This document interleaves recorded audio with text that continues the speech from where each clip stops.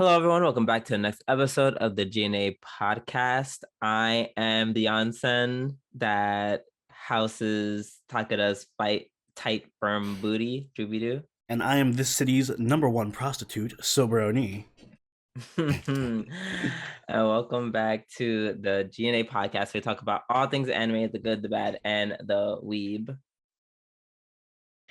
How you doing, Oni? I'm doing well. How are you doing, Drew? I could be better. Kind of trudging through it. Somewhat of a recovery from last night. Yeah. I still don't know how I managed to get that drunk always so happens. quickly. You always get drunker than me on my birthday streams. Always, but it's not even that. I'm not even surprised that I got drunker. It's just that it happened so like literally halfway through the second drink. I was like, oh yeah, no, I'm done. Your tolerance has weakened considerably.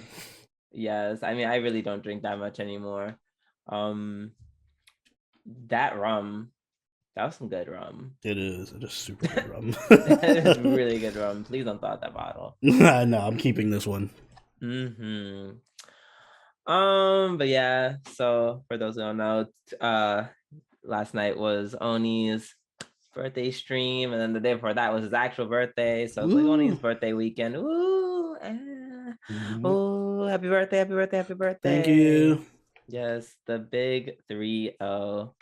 I'm becoming old now. Yeah, we old bitches. Well, we're never too old for anime. Indeed. So before we age it to dust, let's start the podcast with their new segment this week in anime. Oni, you can go first. All right, my news is relatively simple. The Misfit of Demon King Academy anime has replaced the lead voice actor Tatsuhisa Suzuki with Yuichiro Umehara. For those of you who, first off, make sure if you haven't seen it already, do watch the Misfit of the Demon King Academy. It's a really good underrated anime. But the lead character in that anime was actually voiced by the guy who cheated on Lisa. Lisa's ex-husband. Oh my god! Well, I don't know if I don't know if they're divorced yet. Well, anyway, he cheated on Lisa, so he's taking a hiatus from all entertainment industry activities. And he offered to step down from the role, so the anime is replacing him, which is a shame because he was a really good voice actor for that character. Yeah. So. Yeah, but how dare you sleep with Gurenge? I mean, cheat on Gurenge. I mean, cheat on Lisa. Imagine he slept with Eimer. Oh, I hope so. Oh my god, then we can also ruin her career. And then only Gurenge. I mean, Lisa. I'm just kidding. Eimer fans, don't come for me. Yeah. Thank you. What do you got for us, Drew?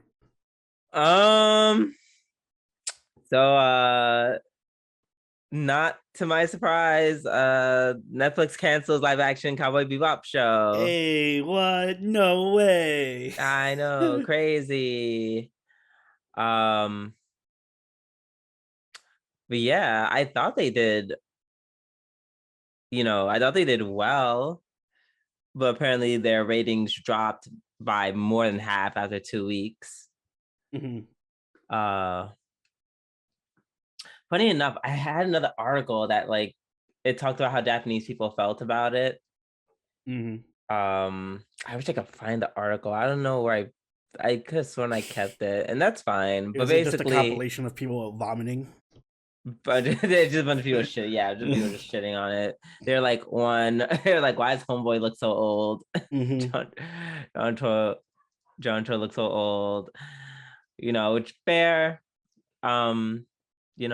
That's a fair critique.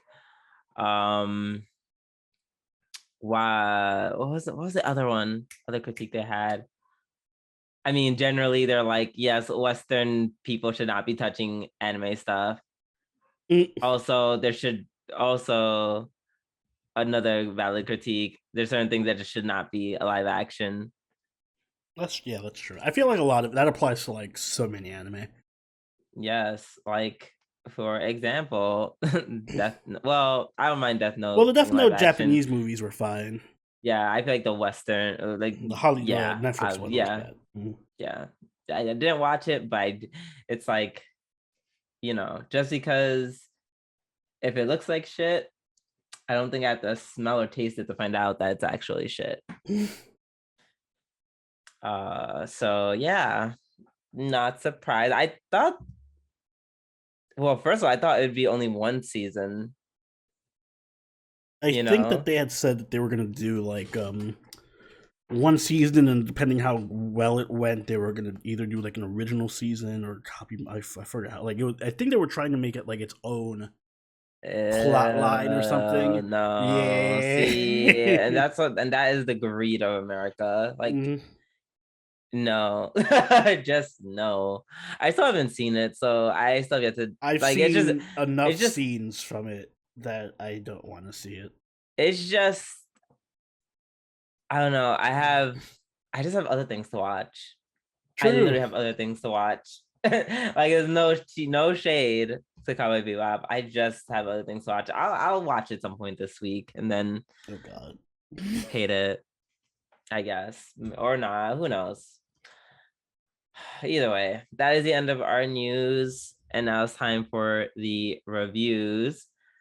Starting off with Mushoku Tensei season 2 episode 11, which is undoubtedly my episode of the week. There are 2 shows that have episode of the week for me, and this is definitely one of them. Yeah. Oh yeah. My God. Oh wait, I kind of split my episode. I think I want to split mine too. Okay. Yeah, I'm gonna split mine as well.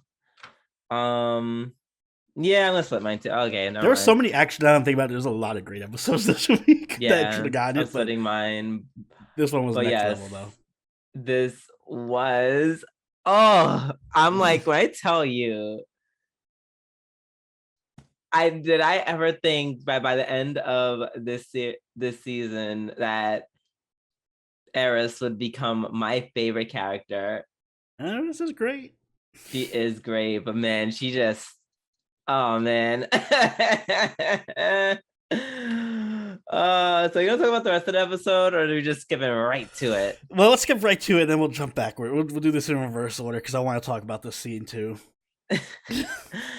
So basically, for all you that don't know, once Eris finds out that, well, I'm assuming you do know at this point, but once Eris finds out that her whole family more or less is dead, she essentially goes to sleep at Rudy because he just turned 15, and then she just leaves. She bounces. Before he even wakes up, just totally ditches him, and I'm like, oh, you better work. you better get your dick in run. When I tell you, I've never seen from the span of her finding out that her family's gone to when she leaves, I've never seen a character grow up so quickly. That bitch aged like that. She became a woman in this episode. Instantly grew up. She became a woman this episode. 5 years to her life from yes, and I stan. I will say this was normally I would hate on Eris, but I guess this is a testament to how good her character is, where I actually agree, and I'm just like, yeah, no, Eris, I still think Eris is my favorite character, and she developed a lot in this episode. And I kind of like, it's hard to put it in like words per se. Problematic goddess. She is a super problematic goddess. First of all, I like that it's a bit of like role reversal in that she kind of manipulated Rudy into sleeping with her. Rudy was at first like, no, this is a bad idea, and she's like, nah, don't worry about it, I'm fucking you, and came on to him. Basically, and the very petty part of me is like, Rudy, the part of me that just like, you deserve what happened to you. It's I wouldn't say you deserve it. Wow, Drew's out here for spite. It's just ironic because it's like, because maybe if you didn't spend so much of your time trying to sleep with her at first. Yeah, it's like a monkey's paw type of situation where he's like, you get to Yes, sleep with it's like- Eris, it's but then you like, I lose feel- everything the next day. I feel like from the way she treated her at the beginning, this is definitely somewhat just desserts. Like karma. Yes, this is karma. Yes, exactly. That's exactly I can how see I that. That's karma. I do feel really bad because it would be one thing if she left, but she took Elaine with her. I'm leaving and also taking my other bad bitch. Yeah, with Rudyard me. is not there. It's literally just Rudy. He is by himself. And so I kind of feel extremely bad for that. I mean, yes, no, don't get me wrong. I feel terrible for that, but it's like it's quickly overshadowed by what a boss Eris was. Yeah, that is true. I like that she also took matters in her own hand because remember before this whole situation when she came back, it's like, oh, your family's dead, and we want to marry you off to this guy, the new lord, and she was like, you know what? The fuck Rudy real quick, and I'm bouncing with my best bodyguard, and y'all never cutting my hair, so you'll never find like me. She's literally going through a whole transformation, bitch. And I'm like, yes, props for that. Like, yeah, you definitely took charge. Yes.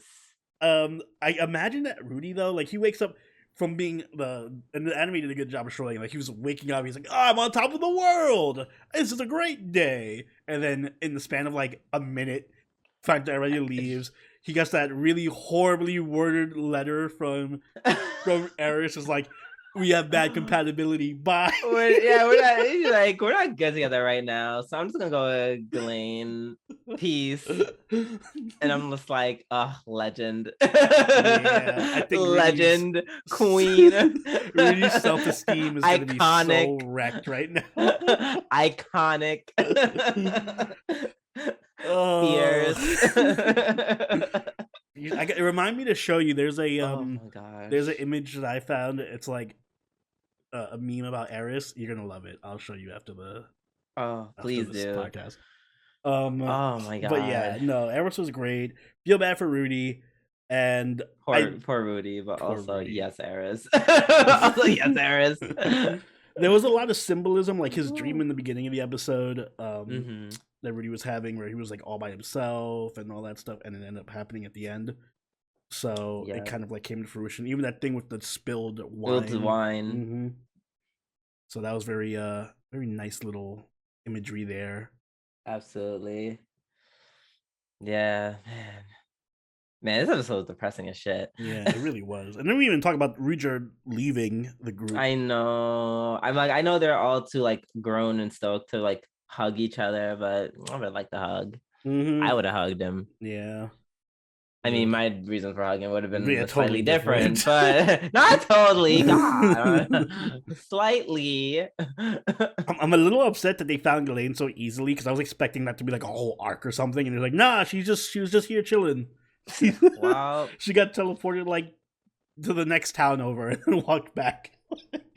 Well, I mean, as far as Rudy's concerned, she might as well be gone. She might as well have disappeared. Yeah, I strongly feel like Sophie's gonna show up again because they strongly hinted at that, where she's like, "Oh, yeah, she's missing." Yeah, I mean, like, who else is showing up? Yeah, Roxy could show up. No, she won't. Oh, Roxy, you're right. Roxy could show up, but I don't think she will.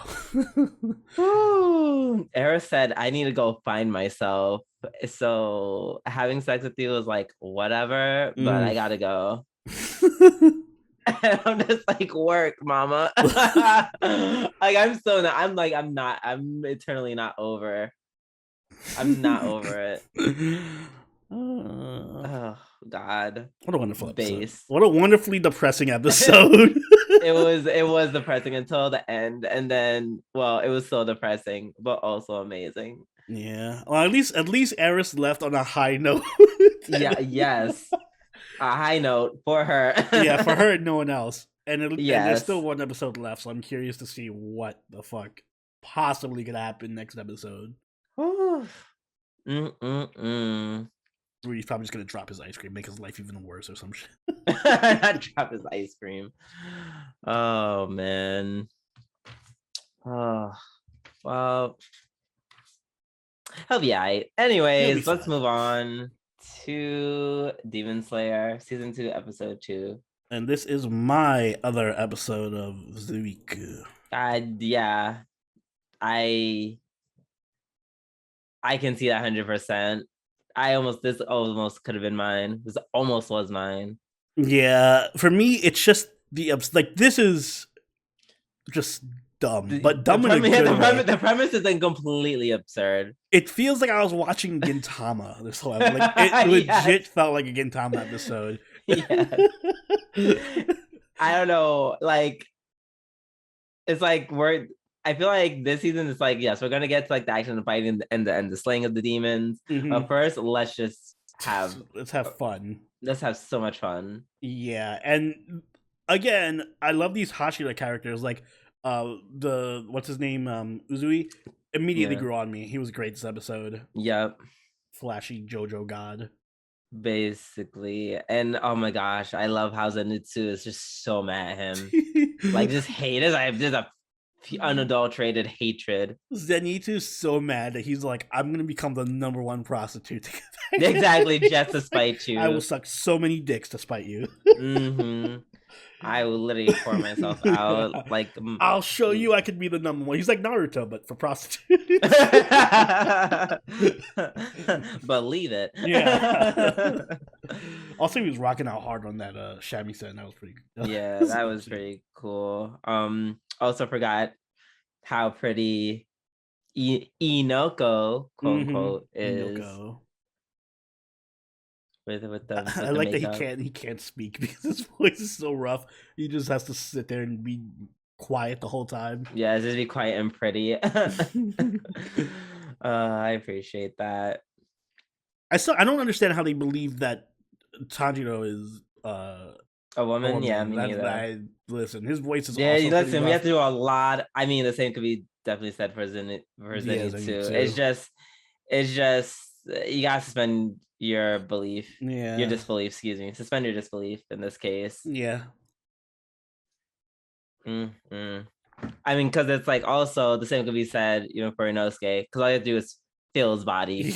I mean, this whole planet of theirs is ruined if they ever have to like take off their clothes at any point. Right. Which I feel like is going to happen. I feel like they're so young. I don't think they're going to be having sex. Maybe. I feel like that's obviously they're clearly not having sex. I feel like that's going to come up at some point. Like some client is just going to walk in or something. Like, I want Zenitsu or something. Oh yeah, that's probably going to be a plot point. But then they're going to do some kind of cartoonish shenanigans to get out of it. Exactly, and that's why it's gonna be hilarious. This episode was legitimately hilarious. I love funny. Even Tanjiro's moments. Like normally I just don't like him, but he was hilarious this episode. No, I'm telling you, Tanjiro is good now. Yeah, he's grown. He's better now. He's a lot better as a main character. Yeah, like when he couldn't lie and he's just like scrunched up face. Exactly. Yeah, I just think the three of them, they're just so fiery and so like their characters have just been more developed. Like they're just more themselves. They play off of each other really well too. It's like I like literally in the beginning we're like, don't leave the carriage, and then they all immediately just leave. They have real like Team Rocket energy. They do, yes. Absolutely. No, I really like them. I'm really excited for the next episode. I do have a question though. Where is Nezuko in all of this? Is she just in a box? She's chilling in the box. All right. I'm going to question why Tanjiro just carrying his box around or whatever. Like I said, the suspended disbelief. That's, I guess, if I had to nitpick, yes, one thing about this arc is none of it is even remotely believable. It's still fun, and I'm. But it's fun, exactly. It's still funny as shit. So who cares? So who cares? Although I do hope to see Nezuko. I feel like I haven't seen her. I'm 100%. I know it's only episode 2. She'll like show up wandering around, and they'll be like, "Oh my god, you're like the perfect, beautiful woman to be a prostitute, whatever." And then she actually just becomes a prostitute at the end. That's the doujin I've been waiting for. Which, by the way, this whole arc is going to spin off so many doujins. Oh, so many. It doesn't help that Uzui also has like a bunch of thick ninja wives. Yeah, and the fact that all 3 of them are going undercover in drag, it always makes you wonder. I'm like, is there gonna be more yaoi? Like Probably. straight doujins? Like, oh, I don't know. Maybe a mix of both. Maybe. Although, if I had to guess, I would assume that Demon Slayer has a lot of yaoi. You know, that would be fair because girls do tend to like the high school boys, and they all have literally all the men in this series are all muscly. Yeah. So, and Inosuke's pretty. Oh, poor Inosuke. Oh, that poor man. He must get just looted up the ass. Remind me to no look pun up intended. Demon Slayer. no pun intended. All right, let's move on to Komi-san wa Komusho desu. Episode 10. Yes. Another little fun episode. Yeah, no, definitely. I like this new character, this Netsuno, who's all about passion. Oh, did you watch Psyche K? No. Oh, damn it. That's what she reminds me of. Like, there's literally a character who's just the male version of her. Like, literally the same skin tone, same hair color, and they both have the same gimmick. Like, I'm passion and hot and youth and all that other shit.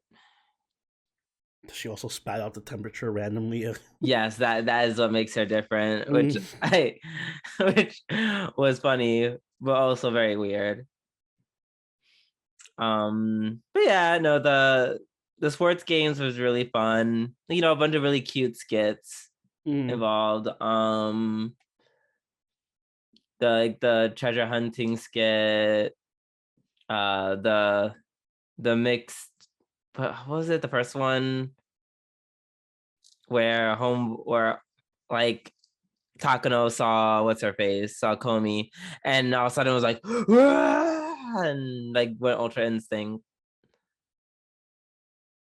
You remember that one, right? Yeah, I do. Yeah.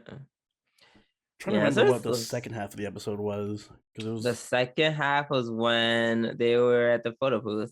Oh right, yeah. Like it was. I feel like this episode reminds me a lot of like a Senpai got Uzai. Yeah, it definitely had those vibes. They're just like very like feel good, chill. Like we're just like chill. Oh, like, the big sister girl is also really good this episode. The new character.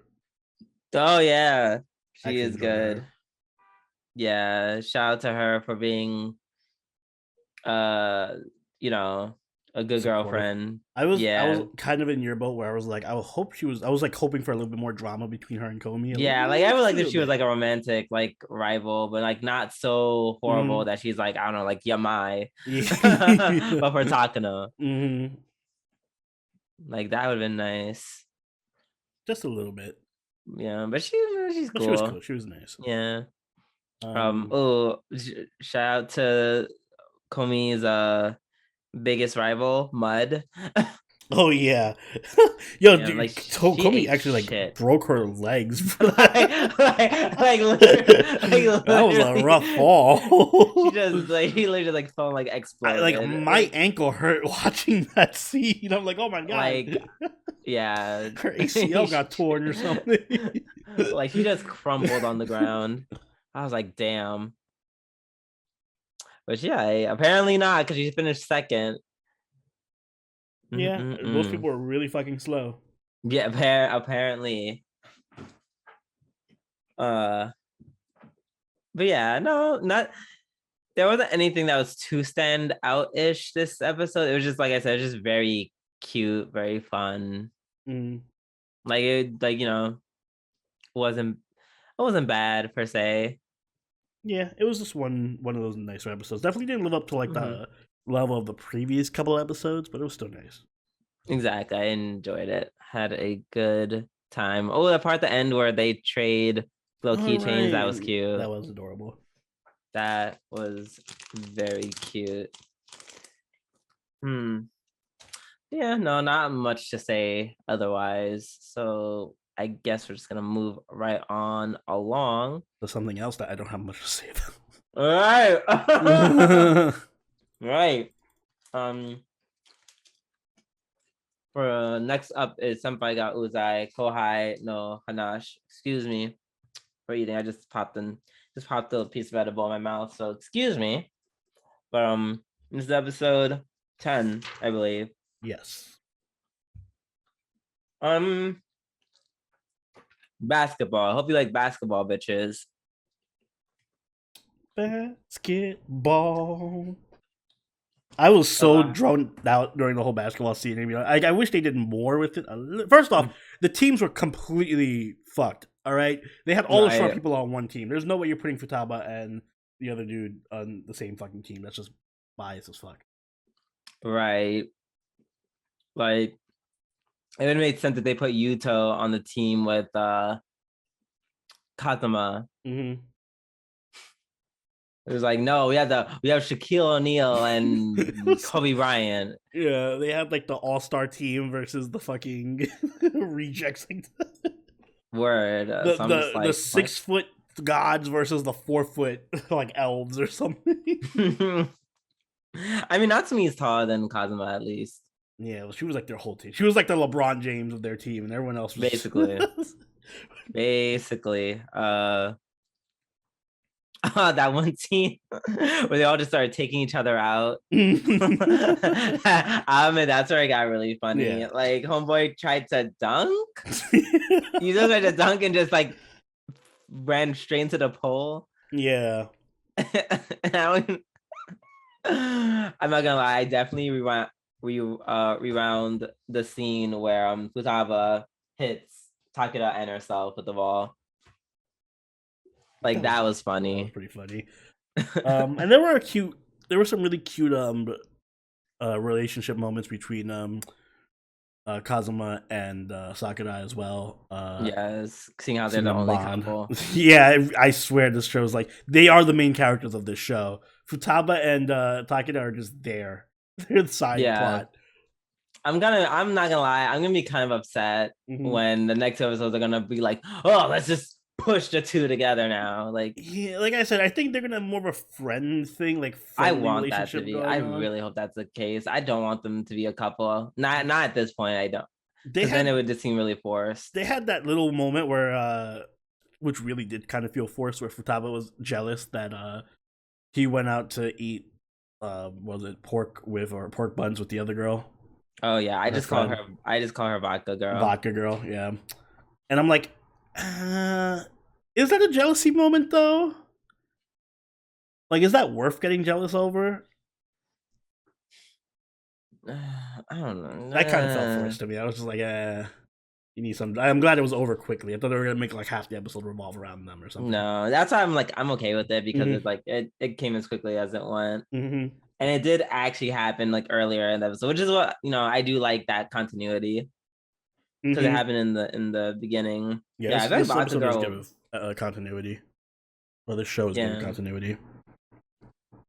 Yeah, the vodka girl, I actually really like her in this episode.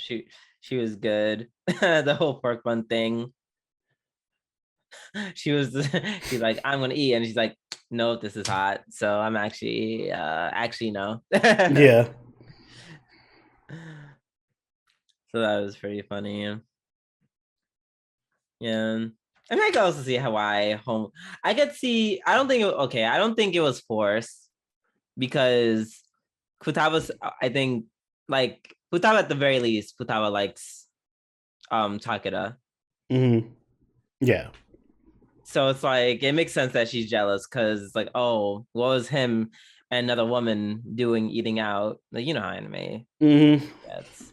How dare you eat lunch with her? You're supposed to only eat lunch with me. Right. You ate buns with a woman? How dare you eat pork buns? The pork buns is just a metaphor. It's a entendre. Oh, yeah, I ate some of her pork buns at the... Brown chicken. Wow. I like the little jealousy moment that Sakurai had with Kazuma. like when they were done playing basketball, and like, oh yeah, let's go hang out. And she just literally grabs, she's like, no, he's coming with me because we haven't fucking hung out all day today. Oh yeah, and then that's being the Shotokan she is like, oh yeah, sure, perfect. You don't come with me. Perfect timing. I'll just take care of you. You don't come with me. Since we're all pairing off, I'll go with my guy. Literally. Gosh, that's weird. Also, the shade thrown at Futaba at the end of the episode was cute too. Oh my god, you was like, oh, it's okay. Hey, Futaba, you want to go get strong? You just have to drink milk and then get proper diet and sleep. And then everyone's like, oh, she kind of does that already. I drink milk every night. Oof, that was rough. Yeah. It was a cute episode. It was pretty cute. Yeah, no, I liked it. I'm really hoping that they don't push together. The main couple. You're hoping they don't push the main couple together. At this point, no, because they just don't give me couple energy. Understand. Not at this point. But we'll see. Tune in next week for me to see me disappointed.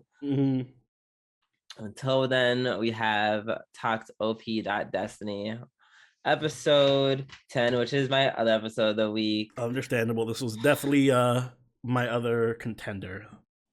One of my other contenders. Y'all. Fuck you, Madhouse. Fuck you. You knew it. I knew it.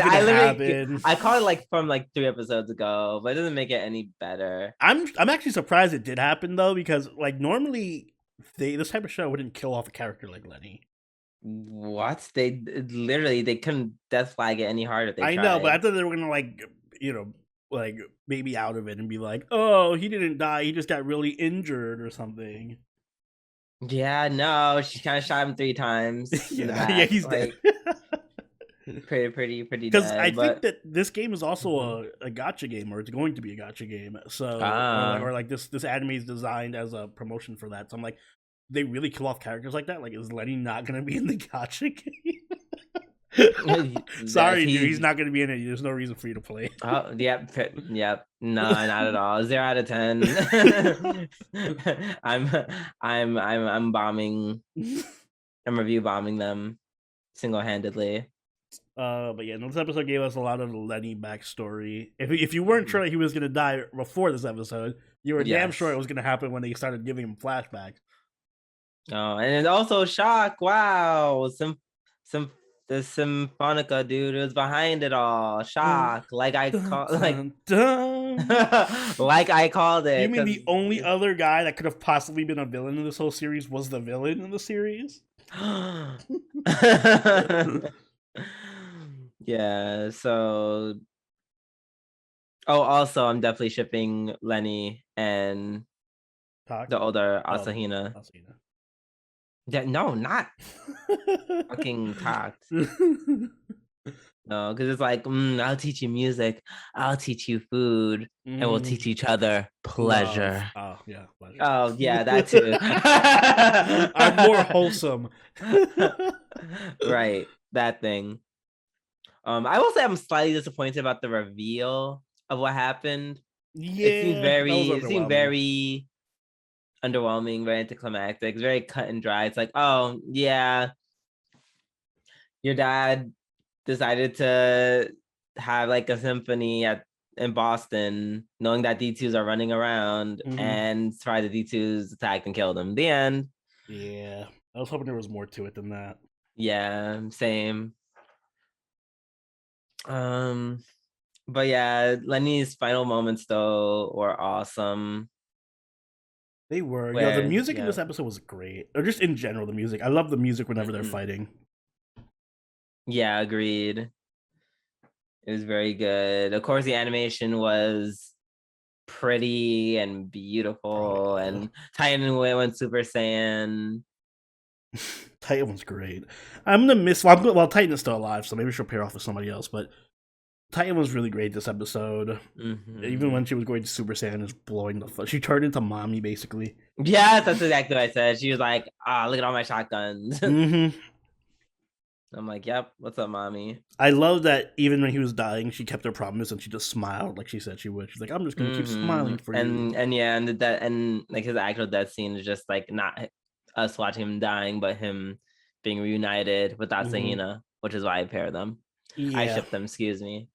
Yeah, that's true. I feel like there's a lot of really, it's weird. I don't know how to explain it, but there's like a lot of really great moments in this series and like really well done segments. Like this whole episode is really well done. But then I feel like the series as a whole is kind of maybe a mediocre or a little above average. Yeah. So it's weird that it has all these really good characters and character development moments and stuff, but I feel like it's being held back by like a really basic ass plot that's not really worth anything. You know what I mean? Like the whole villain is just a guy summons D2s or whatever. Yeah.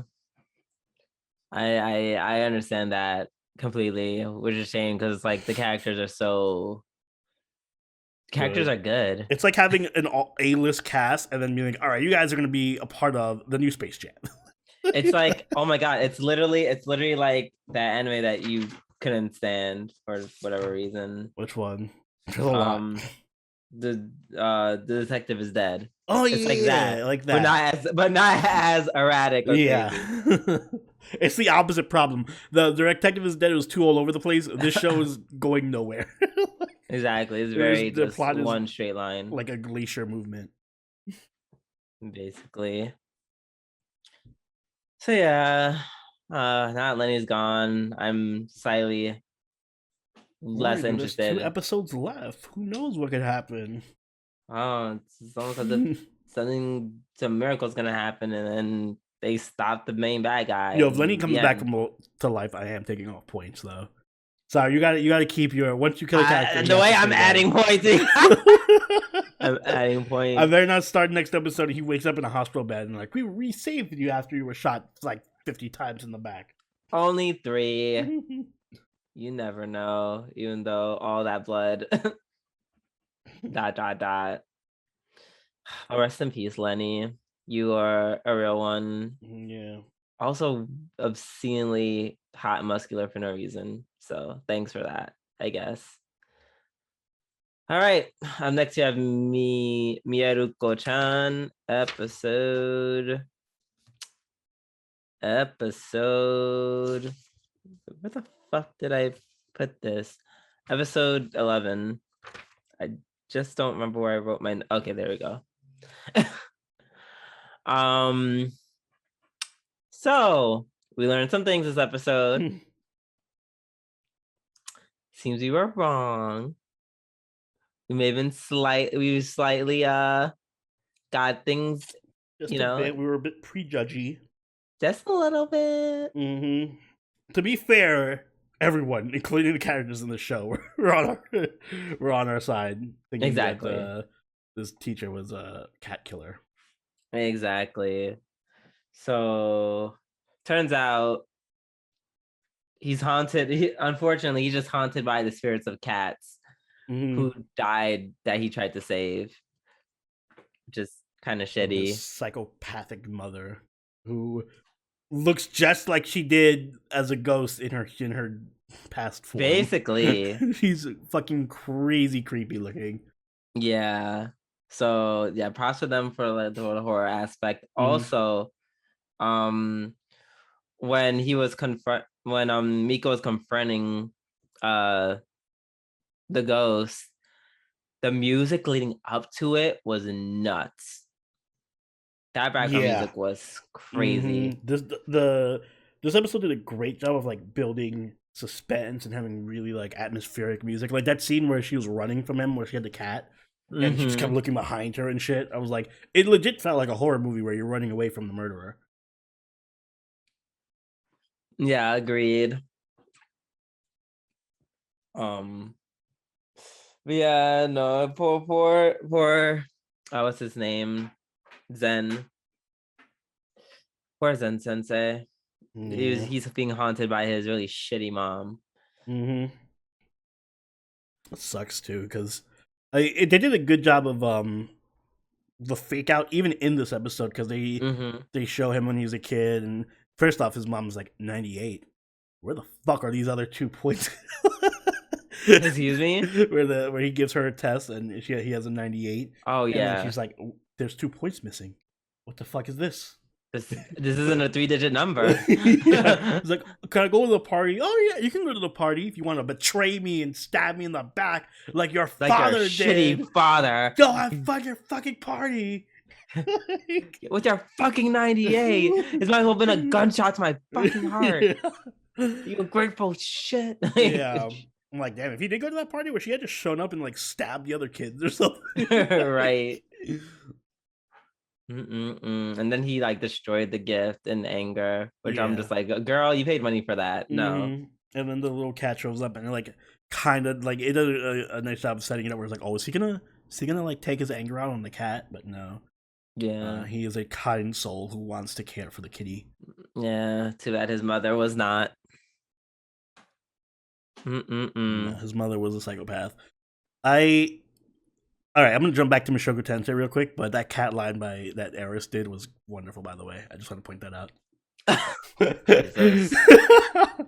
Very, very well taught by her mother, apparently. Listen, if that's what made you sleep with her, you deserve to get left behind. It's understandable why Rudy gave up all his inhibitions. You're weak. But yeah, no. This episode threw some curveballs, but then we find out that his mother is the ghost that's haunting him, and that he's just out here trying to protect the cats from the murderer. Which means that there is another actual cat murderer walking around. Yeah. I wonder if that's just gonna happen next episode. We're gonna find out who's actually killing the cats.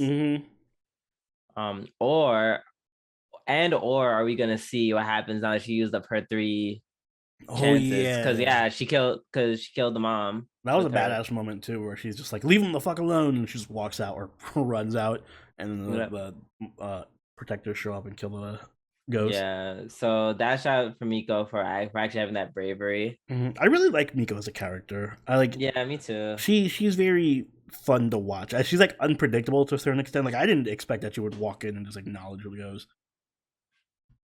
Yeah, I feel like a lot of things that she does do is just fun to watch and very relatable in a sense. So I like her a lot more than I thought I would as a character. And she's a good girl. Yeah, she's wholesome. Very wholesome indeed. Except when she's choking out Yuya. Even then, it was for a good reason. Yeah. We love you, Miko. Thank you. Thank you for being a good ghost girl. Well, now we're done talking about all the good anime. Let's end this podcast the best way we know how. Talking about fucking platinum end.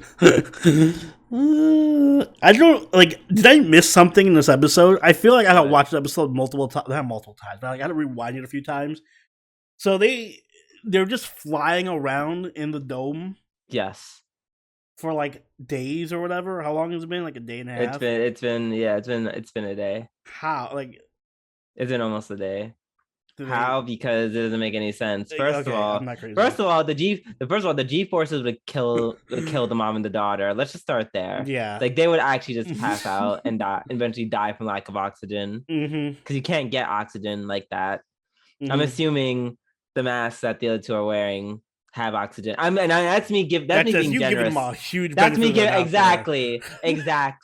That is me being very generous and assuming they would think that much into the outfits. So yeah, that doesn't make any sense. But I was like, all right, because they're just gonna fly around at the speed of light. It's not even just that though. It's it's fine. I'm willing to suspend my disbelief for dumb, for dumb stuff happening in the show, as long as it's cool, dumb stuff, you know? But this isn't cool. It's just imagine if somebody was trying to shoot you and their strategy was, I'm just going to run around in a circle around them for a day until they get tired and walk. My thing is, couldn't they have just literally been, instead of a whole day, it could have simply been like 20 minutes. Mm-hmm. Like literally an hour. I'll get an hour even. Mm-hmm. And it'd been like, oh, that thing, like the angel, I don't know, found his heart and just make up some other bullshit. got his wings. Like, oh god, I forgot about that whole scene. That was such a dumb scene too. No angels ever cried before. I feel like that would have been a bigger emotional scene. Well, I'm giving too much credit here, but it would have been a better scene if there was more build up to it instead of just like him being frustrated that he can't help Saki, so he just cries. I'm like, the barrier to crying didn't seem that large. Like maybe if Saki died or something, and you were like, this is traumatic to me, so I'm crying. But dude, like, I don't like for it to be a big deal that an angel cries, and all it took for you to cry was that you were mildly inconvenienced by the fact that you can't help Saki. Yeah. Yeah. So that's whatever. Also, why is Balta helping them? Because like the sexy angel. Why is he helping? I don't know. Why is anyone ever anything in the show? Like, what? It doesn't make any sense. He has literally no reason to help. That's what I mean. Like, I rewound a couple times. There's so many plot points that it didn't make any sense. I'm like, well, why is this happening? Right? Oh, just to move the plot along, I guess. Yeah. Also, just Saki seducing the goon. I call him the goon because I don't care. I literally don't care about his name anymore. That was the only good scene, and that's only because it showed off cute Saki, and that's exactly what's wrong with this series. And that's exactly what's wrong because I'm just like,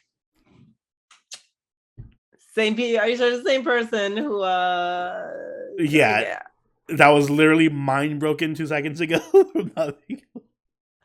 Like, so she's just like, yeah, with this cat ears and tail that was only meant for quote unquote, practicality, even though like Mukaido was full of shit with that one.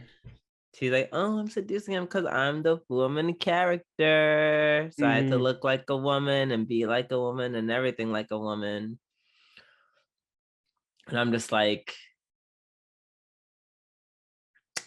yeah, I'm like, the fact that this is one of the main things that's going to change everything, like Saki literally seducing him, that's going to be the shift in this, what happens, instead of her just actually coming up with a plan. Like, there was no plan. He just shot him with the arrow and just was like, keep it a secret, don't say anything. Yeah.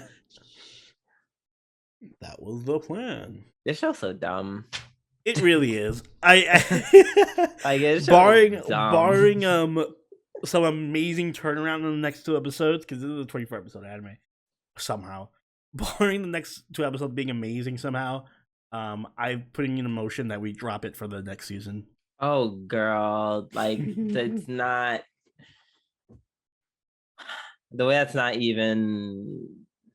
Like, if it wasn't for the sake of my work ethic, bitch, I drop it now. Yeah, I know we picked it to replace World and Harem because we were expecting it to be trash, which it is, but it's fine if it's fun trash. But this was not fun trash. This was just boring trash. Yeah, it's like, all right. I mean, it's kind of fun to shit on, but yeah, it is fun to shit on. But that's a different. That's a whole. I was like, that's like a Ginno Guardian territory.